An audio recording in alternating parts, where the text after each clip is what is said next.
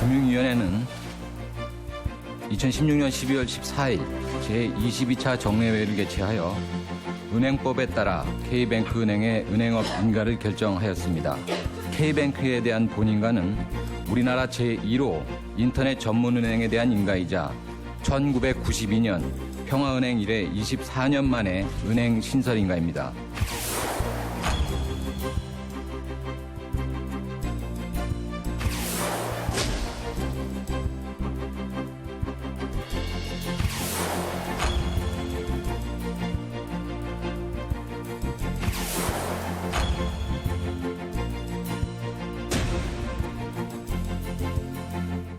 올해 은행권 이슈라고 하면 시공간 제약을 뛰어넘는 인터넷 전문은행 출범이 아닐까 싶은데요.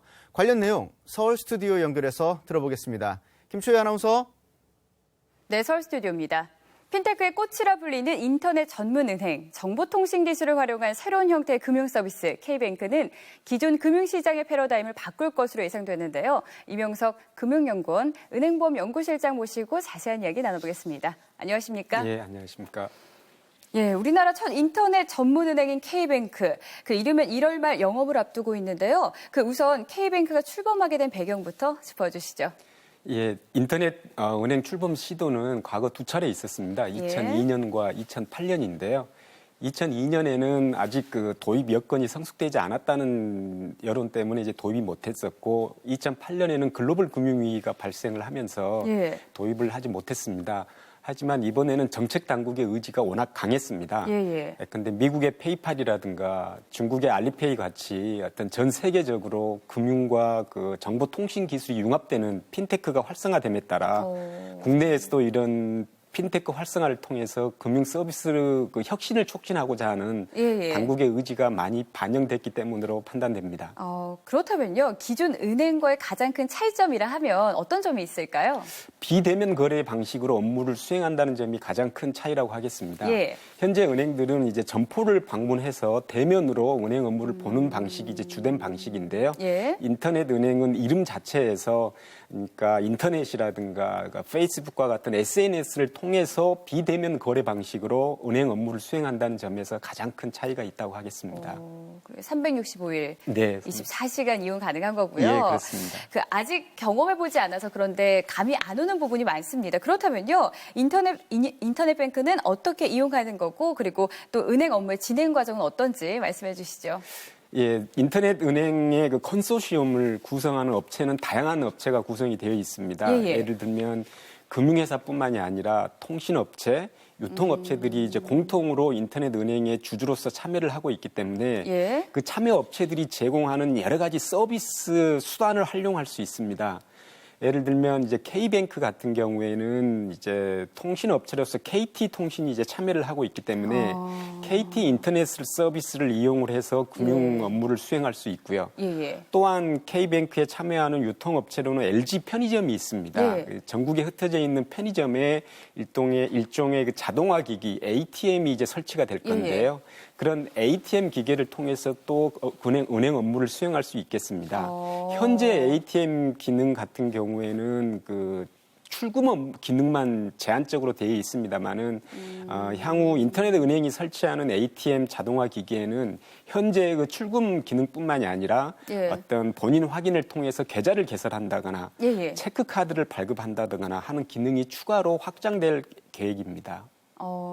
그런데 이제 기존 은행에서는 대출을 받으려면 제출해야 될 서류가 많잖아요. 그러면 K뱅크를 이용을 하면은 이런 제출할 서류가 필요가 없는 건지, 그러면 나의 신용도는 어떻게 파악이 되는 건가요?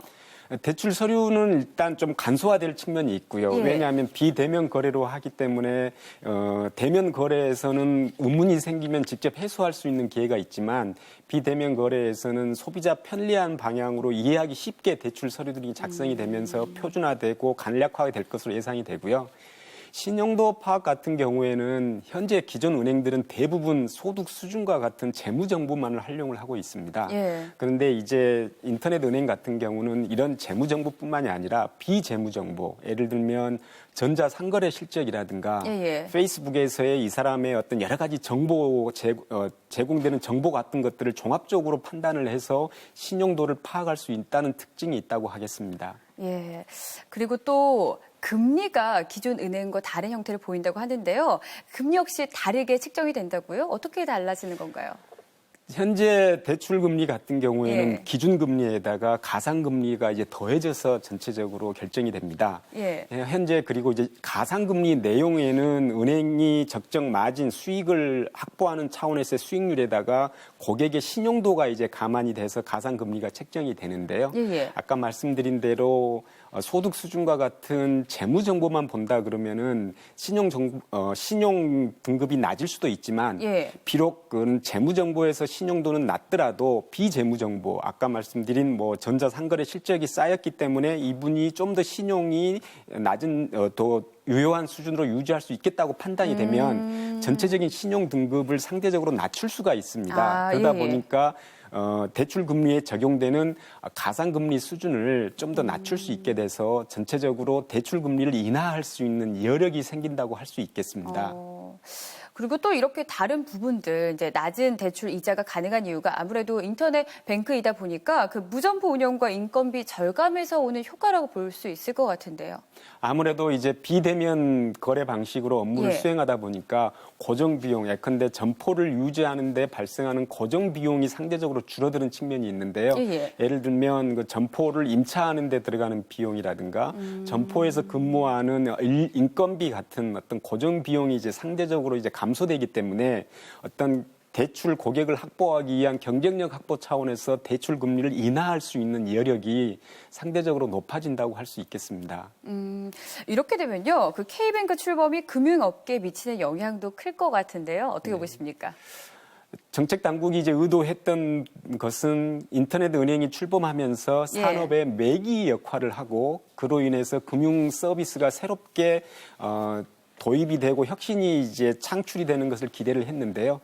기존의 은행들 간의 경쟁도 이제 심화될 뿐만이 아니라 은행과 비금융회사, 소위 핀테크 업체라고 하는 간의 경쟁도 심화되면서 고객에게 맞는 새로운 상품들이 출현이 되고 이를 통해서 금융 서비스가 새롭게 혁신이 되는 긍정적인 효과가 기대된다고 하겠습니다.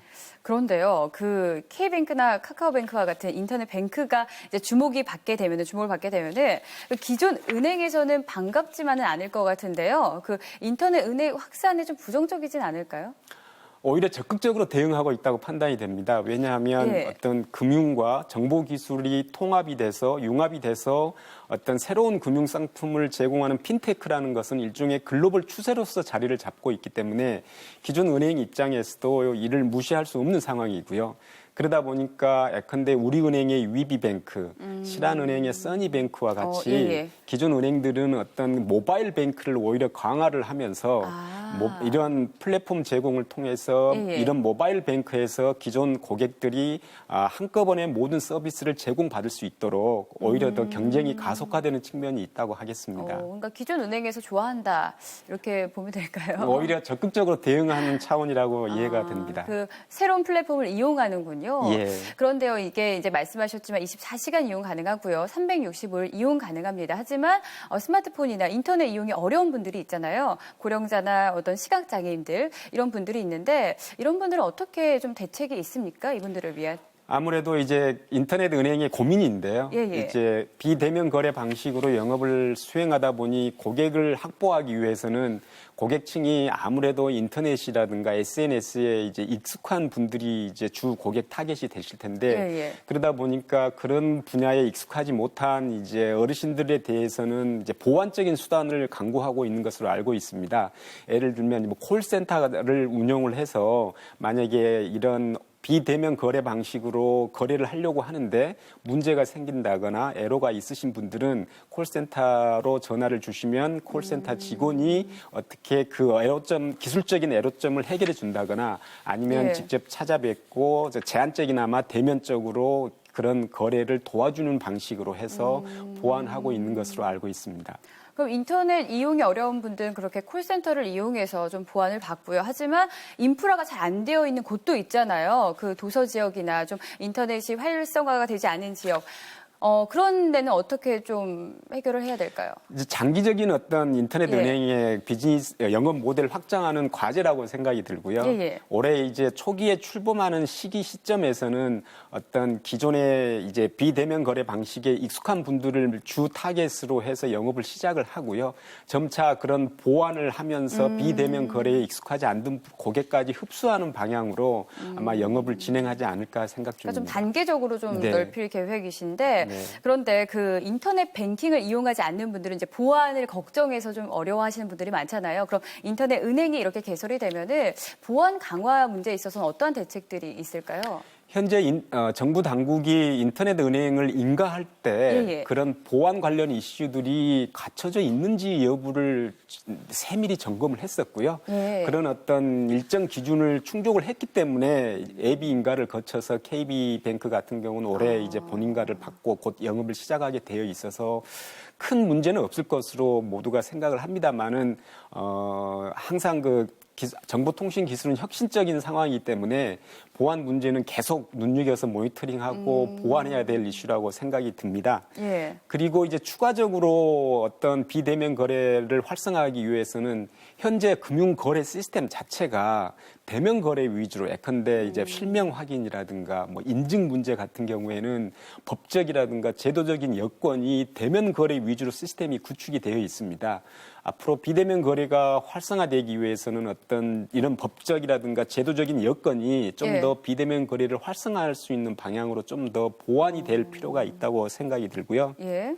또 아까 말씀 주셨습니다마는 그 비대면 거래에 익숙하지 않는 고객분들도 계시기 때문에 예. 그런 단계적으로 그런 고객분들까지 흡수해서 영업 모델을 지속적으로 이렇게 발전해가는 노력들을 해야만이 인터넷 은행이 출범했는데 과연 수익성이 있을까라는 어떤 의구심을 해소할 수 있지 않을까 생각됩니다. 알겠습니다. 장점은 많을 것 같아요. 그 인터넷 은행 신속 간편할 것 같고요. 그러면 이걸 이용할 때 소비자들이 좀 유의해야 될 사항이 있을까요? 아무래도 소비자 입장에서는 선택의 폭이 넓어졌습니다. 예, 그렇죠. 기존의 은행들이 제공하는 뭐 모바일 뱅크도 많이 있지만은 인터넷 은행이 출범하면 또 경쟁력을 확보하기 위해 새로운 서비스도 제공을 하고 있으니 과거에 비해 넓어진 선택권을 이용을 해서 뭐 좋은 예금 금리를 좀 상호 비교한다거나 낮은 대출 금리를 제공하는 새로운 상품이 뭐 없는지 좀 더 이렇게 비교해 보시면서 선택하시면 좀 유리하지 않으실까 생각됩니다. 알겠습니다. 그래도 일각에서 우려되는 부분이 적지 않다고 들었습니다. 어떤 이야기들이 나왔나요? 이제 아까 잠깐 말씀드린 뭐 보안 문제도 있었고 고객을 어떻게 확보할 것인가일 수도 있었는데 가장 큰 부분은 이제 인터넷 은행이 출범하면서 초기에는 대출 시장에 있어서의 그 중신용 등급 분들이 은행권도 이용을 못하고 또 대부업권과 같은 비싼 금리도 이용 못하는 부분들이 있는 그 중신용 등급을 대상으로 해서 영업을 하려고 이제 출범을 하고 있는데요. 이제 그 수익 모델이 지속 가능하려면 단순히 그런 중신용 등급뿐만이 아니라 저신용 등급 또 이제 고신용 등급을 대상으로 할 수 있는 새로운 상품 창출 노력도 필요할 것으로 봅니다. 예. 그리고 또 이거 핀테크 어떤 새로운 혁명 같습니다. 그럼 이러한 모델들이 해외에서도 가능할까요? 해외 고객들한테도 이용할 수 있는 건가요? 이제 새로운 수익원을 지속적으로 유지하는 방법 중에 하나가 이제 인터넷 은행의 해외 진출 같은 경우인데요. 저희 나라 같은 경우에는 워낙 IT 시스템이 잘 발달이 돼 있고 인프라가 잘 구축이 되어 있기 때문에 인터넷 은행의 어떤 출범하고 나서 영업 노하우가 쌓이면은 이러한 노하우를 가지고 이제 동남아시아라든가 IT 기술이 상대적으로 낮은 쪽에 우리가 해외 진출을 통해서 또 글로벌 차원의 수익원도 창출할 수 있지 않을까 기대해 봅니다. 예. 그래도 보니까요, 그 편의점 ATM 뭐 상담을 활용한다는 얘기가 있던데 어떤 내용인 건가요? 편의점에서의 그 ATM은 기존의 ATM과의 좀 차별화된 내용이라 그러면은 아무래도 비대면 거래 고객과의 접점이기 때문에요. 지금 기존 은행들의 고객과의 접점은 ATM뿐만이 아니라 그냥 은행 창구, 지점 창구로 오시면 되지만 인터넷 은행 경우에 고객과의 접점으로서의 중요 기능을 갖고 있기 때문에 자동화 기기 ATM이 갖는 기능이 현재보다는 좀 더 이렇게 확장될 것으로 봅니다. 단순히 출금하고 입금하고 차원일 뿐만이 아니라 계좌를 개설한다거나 아니면은 관련한 여러 가지 카드를 새로 발급받는다거나 또 ATM 자동화 기기를 통해서 본인 인증을 한다거나 하는 기능들이 좀 더 확장되는 수준으로 예상됩니다. 예, 알겠습니다. 인터넷 전문 은행의 탄생, 그 앞으로의 기대 효과는 어떻게 전망하시나요? 무엇보다도 인터넷 은행이 출범하면서 고객 접근성이 이제 향상이 됐는데요. 예, 그렇죠. 고객 접근성이 향상이 되다 보니까 인터넷 은행 입장에서는 고객의 필요에 맞는 새로운 상품을 제공해야 될 필요성이 이제 많이 높아졌습니다. 예. 그러다 보니까 은행 간의 경쟁이 높아지면서 좋은 서비스, 좋은 품질의 상품이 많이 출시할 걸로 예상이 되고요. 또 이러한 어떤 과정에서 금융기관들 간의 혁신이 창출이 되면서 국내 금융산업의 경쟁력이 확보가 되면 은행과 시장이 서로 상호 선순환 메커니즘이 발생할 수 있을 것으로 예상됩니다. 알겠습니다. 네, 1992년 평화은행 이래 24년 만에 은행 신설 인가를 받은 K뱅크. 금융가의 새로운 바람이 되길 기대해 보겠습니다. 지금까지 임형석 금융연구원 은행보험연구실장과 함께했습니다. 오늘 말씀 고맙습니다. 네, 감사합니다.